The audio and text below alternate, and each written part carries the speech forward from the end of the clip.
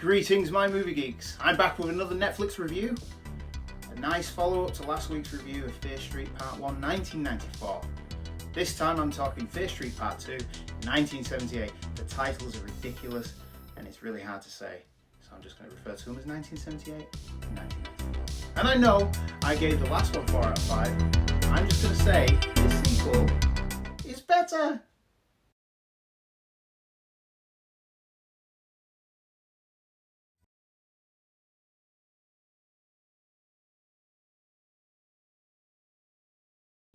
You know the drill by now. Like, share, subscribe and ring that bell to be notified every time we release a video. It's Tuesdays and Fridays now. Tuesdays and Fridays. Minor spoilers for everything that's coming, but I'll probably make a mistake. 7 days since the first part was released. 1978 follows on directly. The witch has possessed Sam and there's only one person who can help. That is, if she wants to help. C. Berman, the only survivor from Camp Nightwing, a camp that caters for both Sunnyvale kids and Shadyside kids, with them being divided into their respective towns. You really start to hate these Sunnyvale guys.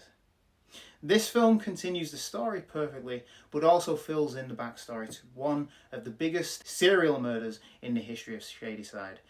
Taking the summer camp horror movie tropes as seriously as the first part did with the suburban horror slasher, it runs with them and succeeds in making another nostalgic themed slasher movie.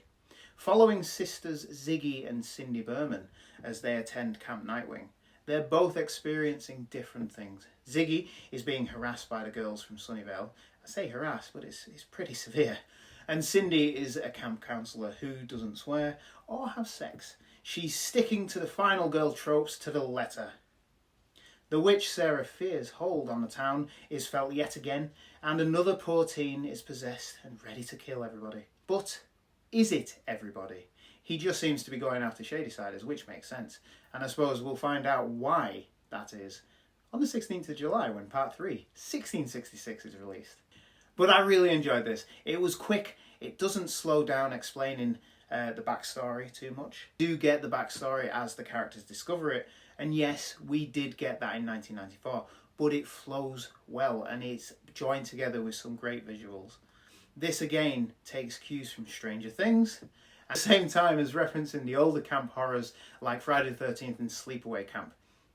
As with 1994, the kills are fantastic. From the visuals to the sound design, every axe fall hits deep and you can hear the squelching as the axe hits home.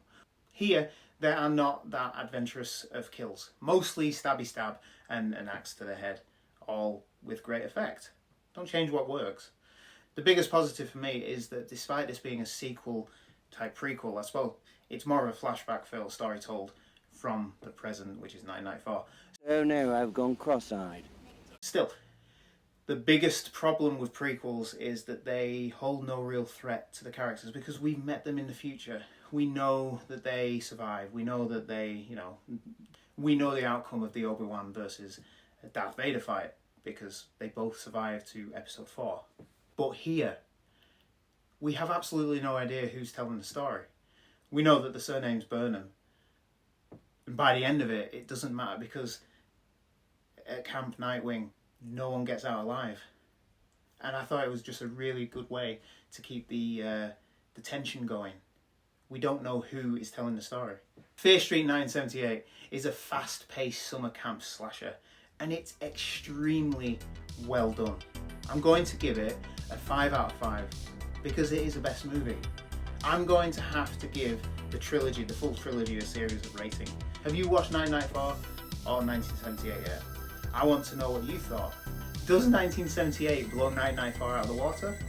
Or do you think it's the other way around? I think it does, and I really like 1994. I'm Nate the Ultimate Movie Geek.